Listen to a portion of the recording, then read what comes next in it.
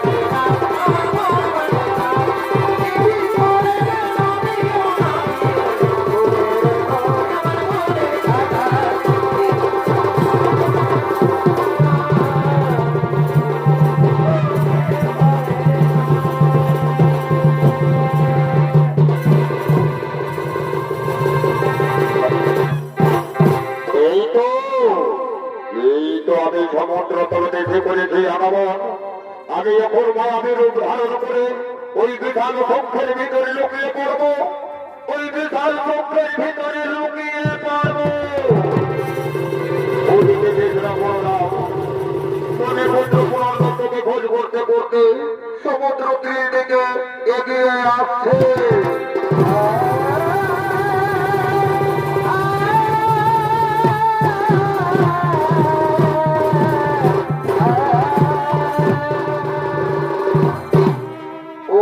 বলো না, এই তো আমরা সমুদ্র তীরে চলে এসেছি, কিন্তু কই এখানে তো কাউকে দেখা পাচ্ছি না। তাহলে কার কাছে জানবো আমাদের মণিপুত্রের সন্ধান? ওরে ভাই কৃষ্ণ, এই সমুদ্র তীরে কাউকে দেখতে পাচ্ছি না, ঠিক আছে, তাহলে আমাদের এখন একটাই উপায়, সমুদ্র দেবীর প্রতি শরণাপন্ন হওয়া।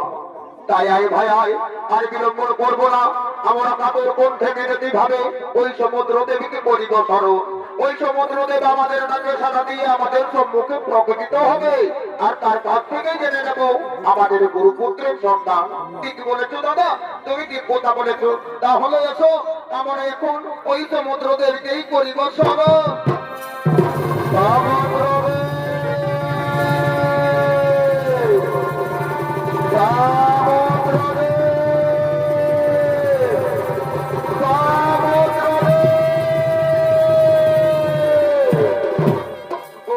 বলো না, আমরা এত করে কাতর কণ্ঠে মিনতি ভাবে সমুদ্র দেবকে স্মরণ করলাম, কিন্তু সে তো আমাদের ডাকে সাড়া দিল না। তাহলে এখন কি করবো দাদা? ওটি ভাই কৃষ্ণ, সমুদ্র দেব আমাদের ডাকে সাড়া দেয়নি, তার একটাই প্রতিকার হচ্ছে আমাদের হস্তের যে ধারালো অস্ত্র আছে, এই অস্ত্র দিয়ে পান নিক্ষেপ করবো সমুদ্র বিশাল জলরাশির উপরে।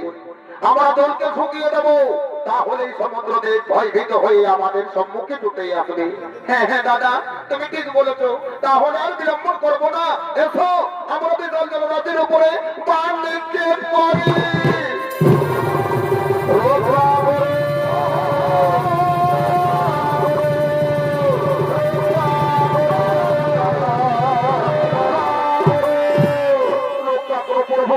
রক্ষা করো, নইলে দৃষ্টি যাবে রোতা তোলে, আপনারা আমাকে ক্ষমা করে দিন প্রভু। হ্যাঁ হ্যাঁ সমুদ্রদেব, তোমাকে আমরা ক্ষমা করতে পারি, কিন্তু তার আগে বলো তুমি আমাদের মণিপুত্র পুনর্দত্তকে কোথায় লুকিয়ে রেখেছো? একটি বলছেন প্রভু, আপনাদের মনে পুত্র পুনর্দত্তকে কোনোদিনও আমি চোখে দেখিনি প্রভু। সে কোথায় আছে, কেমন আছে, তা তো আমি বলতে পারবো না প্রভু। সে কি বলছো সমুদ্রদেব? তুমি জানো না, বহুদিন পূর্বে পুনর্দত্ত তার মায়ের কাছ থেকে বিদায় নিয়ে এসেছিল সমুদ্র তীরে। সেই যে এলো, আর সে ফিরে যায়নি। তাই বলো তো সমুদ্রদেব, তুমি তাকে কোথায় লুকিয়ে রেখেছো? তুমি তাড়াতাড়ি আমাদের কাছে তাকে ফিরিয়ে দাও। না না না না না না প্রভু, আপনাদের কোথাও ভুল হচ্ছে প্রভু, আপনাদের কোথাও ভুল হচ্ছে। সমুদ্র পুত্র সমুদ্র হয়ে আমি সত্যি কথা বলছি। সেই মণিপুত্র পুনর্দত্তকে আমি কোনোদিনও চোখে দেখিনি। তবে হ্যাঁ প্রভু, হ্যাঁ, আমার বিশাল জলরাশির তলদেশে মায়াবী রাক্ষস পঞ্চজন্য বসবাস করি। সে মাঝে মধ্যে মায়াবীর ধারণ করে সমুদ্র তীরে ছুটে এসে পূজা তর্পণরত মনি ঋষিদেরকে মনের আনন্দে খেয়ে থাকে প্রভু। আমার মনে হয় ওই পঞ্চজন রাক্ষস ওই মণিপুত্রকে ভক্ষণ করে ফেলেছে। তাই বলি প্রভু, আপনারা কৃপা করে একবার সমুদ্র তলদেশে যান। সেখানে গেলেই হয়তো মণিপুত্রের সন্ধান পেতে পারে। ঠিকই বলেছ সমুদ্রদেব, তুমি ঠিক কথা বলেছ। তাহলে তুমি এসো, আমরা এখন ওই সমুদ্র তলদেশেই ছুটে যাবো। ওই সমুদ্র তলদেশেই ছুটে যাবো।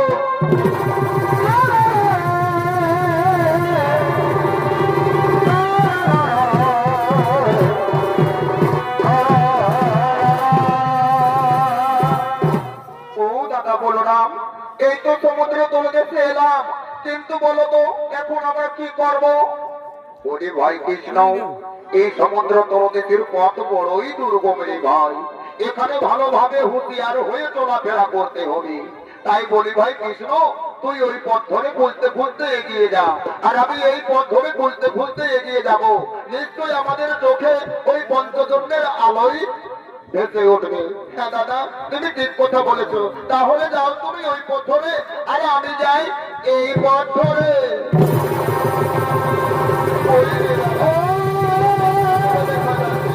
তাহলে এবার ওই দিকে নিয়ে দেখি তো। এদিকে তো কোনো দেখা যাচ্ছে না। তাহলে এবার ওই দিকে নিয়ে দেখি তো।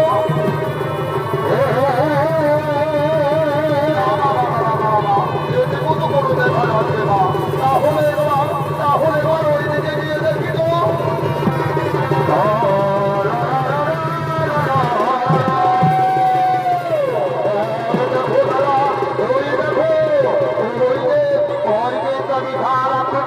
দেখা যাচ্ছে।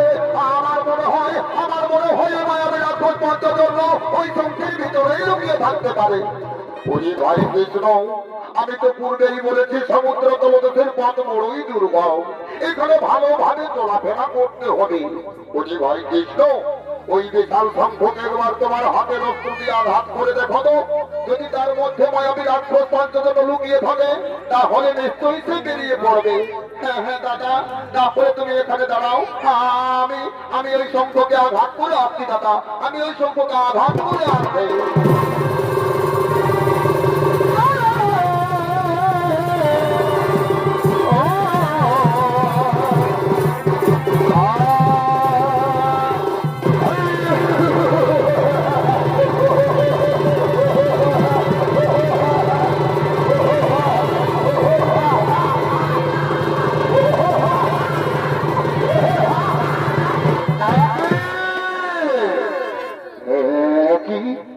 যেমন যেন মানুষের নাসারন্ধে আমার বন্ধ হয়ে গিয়ে আছে।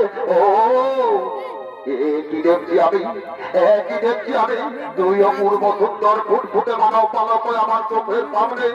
যে খাদ্যের জন্য আমি মায়াবী রূপ ধারণ করে সমুদ্র তীরে ছুটে যাই, আজ দেখছি কিনা তাজা মানুষ আমার চোখের সামনে এসেছে।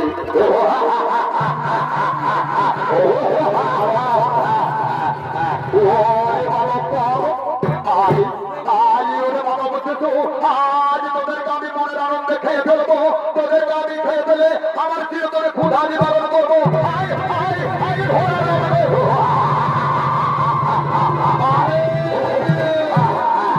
আরে মায়াবী রাক্ষস, তুই আমাদেরকে খেয়ে ফেলবি তাই না? তবে আজ তো দেখি মূর্খ, তুই কেমন করে আমাদেরকে খেয়ে ফেলি। আজ দেখি তুই কেমন করে আমাদেরকে খেয়ে ফেলি। তাই হোক।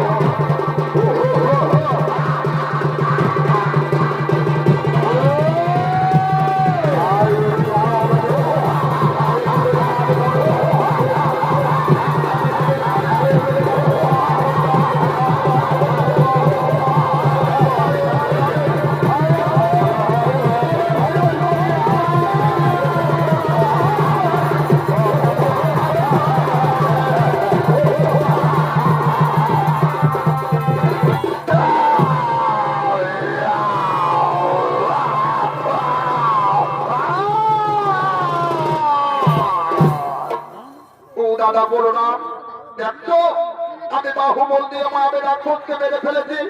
এরপর তুমি যাও তো দাদা, ওই মায়াবী রাক্ষসের পেট ফিরে দেখো, তার পেটের মধ্যে কোনো অস্থি পাওয়া যায় কিনা। বলি ভাই কৃষ্ণ, তুই তাহলে এখানে একটু অপেক্ষা কর, আমি তার পেট দিয়ে দেখবো এই মণিপুত্র পুনর্দত্তের কোনো অস্থি পাওয়া যায় কিনা। হ্যাঁ ভাই, আমি তাহলে যাচ্ছি, আমি তাহলে যাচ্ছি।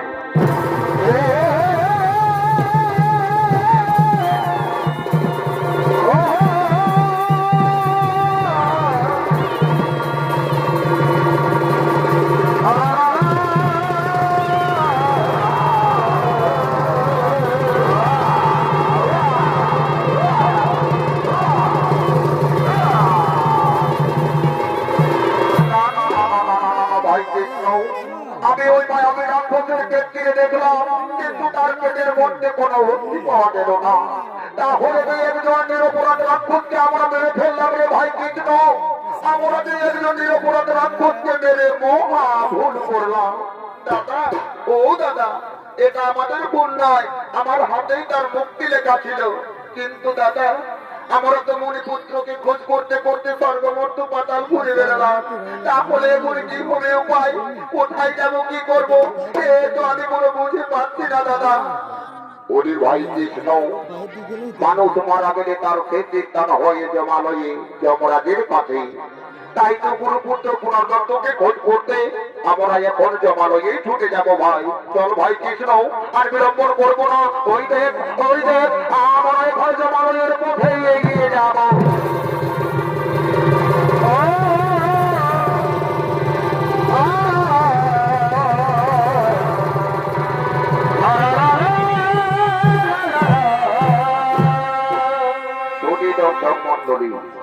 কৃষ্ণ বলো না, মণিপুত্র পুনর্দত্তকে খোঁজ করার জন্য মানব রূপী দেহ নিয়ে জমালয়ের পথে ছুটে চলেছে। আর অন্যদিকে জমালয়ের যমরাজ তার মন্ত্রী সেনাপতিদের শোনে রাজসভায় আগমন করছে।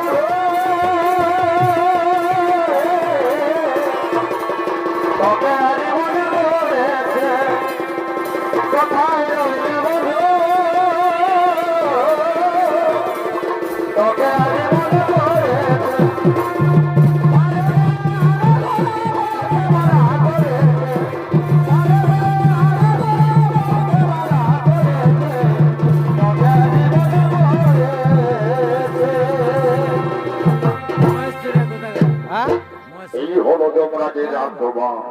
আর এই রাজসভায় আনন্দ দান করার জন্য সমস্ত অপ্তনাগর আগমন করছে।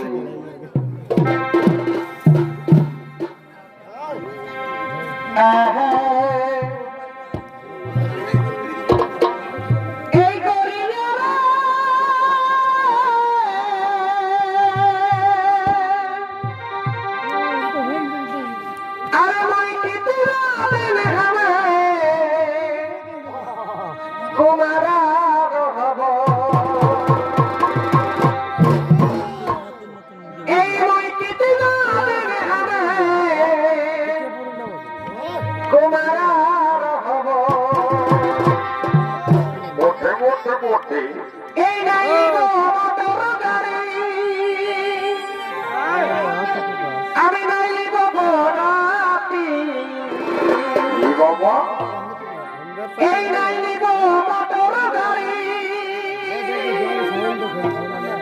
আমি নাই নিব বরাতি, ওই তোকে ভাগে যাব লেকে আধারাতি, সাবধানে সাবধানে ওই তোকে ভাগে যাব লেকে আধারাতি।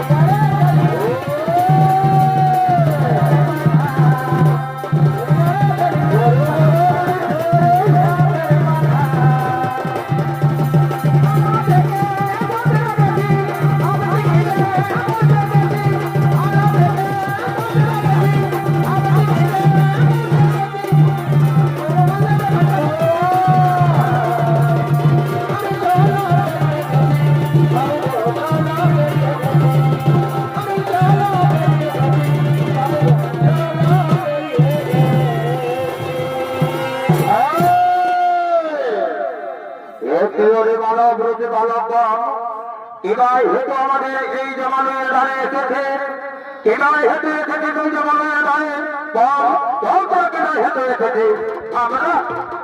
আমরা যমরাজের সঙ্গে দর্শন করার জন্য এসেছি। আমরা এখন রাজন্তপুরে যাব, ওই মহারাজা যমরাজের সঙ্গে আমরা দর্শন করবো। না না না না, ওরে দুষ্ট পাপের দুরাচার, তা হতে পারে না। এই মানব রূপকে হরিয়ে কিছুতেই আমাদের মহারাজের সঙ্গে দেখা করতে পারবে না। তোরা এখান থেকে ফিরে যা, তোরা এখান থেকে ফিরে যা। না, আমরা যখন যাবো বলেছি তখন অবশ্যই আমরা যাবো, কেউ আমাদেরকে বাধা দিতে পারবে না। এই তো আমরা এখন যাবো। ওরে দুষ্ট দুরাচার মানব রূপী বালকগণ, আমাদের বাধা সত্ত্বেও তোরা মন ভাবে রাজত্ব করে যেতে চাইছে। তাহলে শোন মূর্খ, তোরা যদি যেতেই চাও তাহলে আমাদের সঙ্গে শক্তির পরীক্ষা দিয়ে তারপরে যেতে পারবে সেই রাজত্ব করে। কি বললে? শক্তির পরীক্ষা নেবে আমাদের? হ্যাঁ হ্যাঁ, আমাদের শক্তির পরীক্ষাই দেবো। আই আই ওরে দুষ্ট দুরাচার কারিগণ, আই দেখি আই তোদের মতো শক্তি রয়েছে।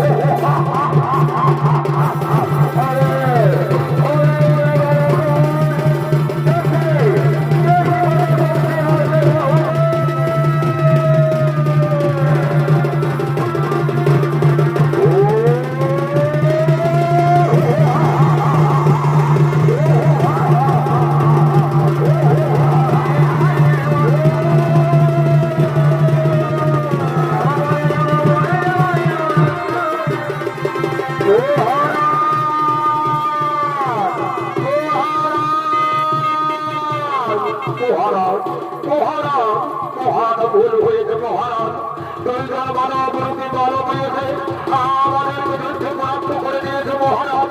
আমরা তাদের সঙ্গে যুদ্ধ করে কিছুতে পেরে উঠতে পারছে না মহারাজ। আমরা কিছুতে যুদ্ধ করে উঠতে পারছি না। একই বলছো দারিগণ, সামান্য মানব শিশুর সঙ্গে যুদ্ধ করে তোমরা যুদ্ধ করে উঠতে পারছো না। তারপরে দেখাও যেমন শক্তি ভয় মানব শিশু বলে। চলুন চলুন মহারাজ, চলুন এই দেখো একই ওরে মানব রূপী বালক, তোদের ঈশ্বর ভয়ত শক্তি আমার আমার সমস্ত কারিগরকে যুদ্ধ পরাস্ত করে দিয়েছে। এরকম শাস্তি জানাই মহারাজ। মহারাজ, আপনার সঙ্গে দর্শন করার জন্য আমরা এসেছিলাম, কিন্তু আপনার কারিগর আমাদেরকে অন্তপুরে যেতে দেয়নি মহারাজ। তাই তো আমাদের শক্তির পরীক্ষা দিয়েছি তাদেরকে। ভুল করেছে তোরে মূর্খ মানব, তোরা মহান ভুল করেছে। এই ভুলের উপযুক্ত সাজা দিবে। আজ আমি তোদের সঙ্গে করিব যুদ্ধ।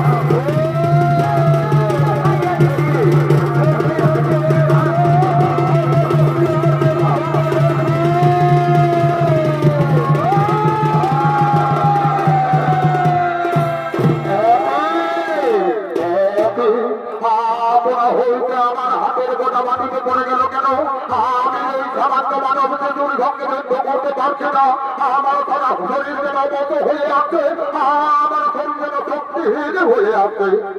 ওরে বালক, আমি তোদেরকে চিনতে পারিনি বাবা। বল তোরাকে, তোরা আমাকে আসল পরিচয় দে বাবা।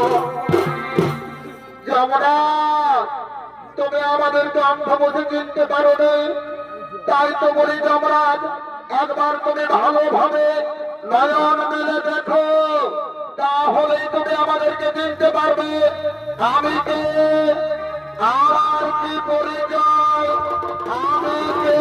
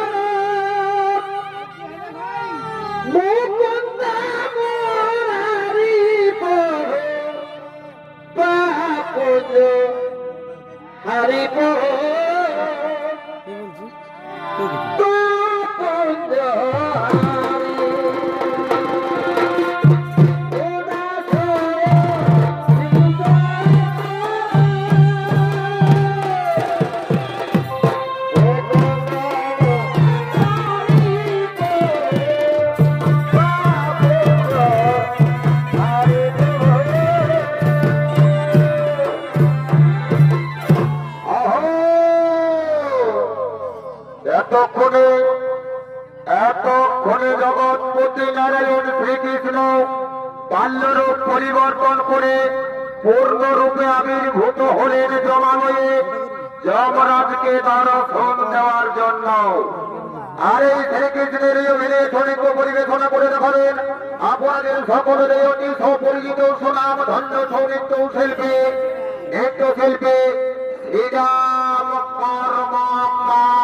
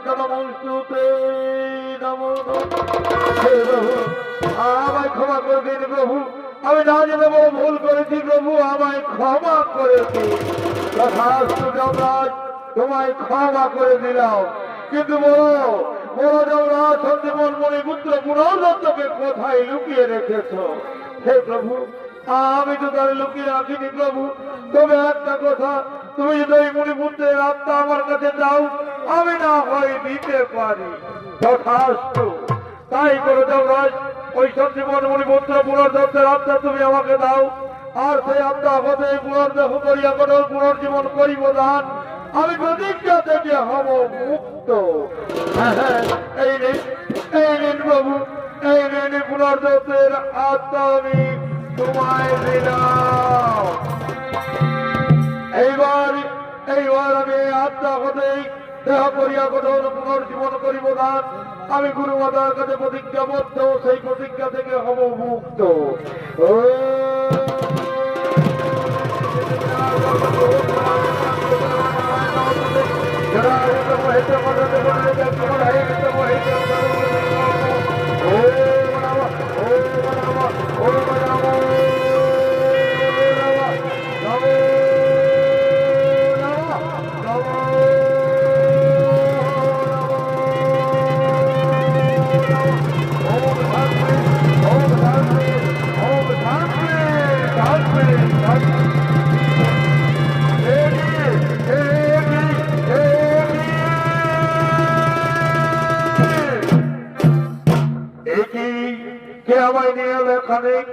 আমি তো কিছু বুঝতে পারছি না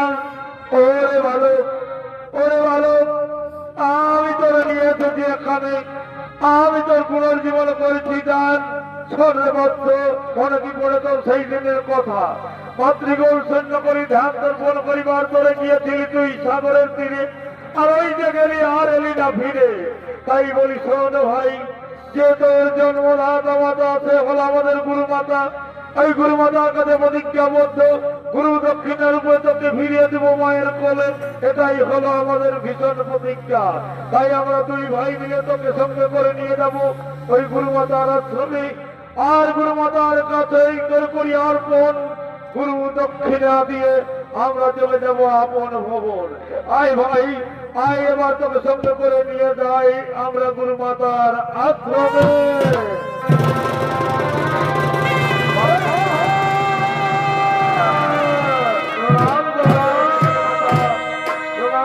গুরু পিতা এই নাও এই হলো হারিয়ে যাওয়া সন্তান পুনর্দত্ত আজ আমরা তোমার কোলে ফিরে দিলাম তোমার কোলে ফুটালাম হাসি আর এবার আমরা আস্তে আস্তে ফিরে যাবো মা আমাদের আপন আলোয় বহুদিন ধরে আমাদের আত্মীয় স্বজন আমাদের পথে বসে আছে তাই এবার আমরা আসি গুরু মাতা এবার আমরা আসি গুরু পিতা বিদায় বিদায় বিদায়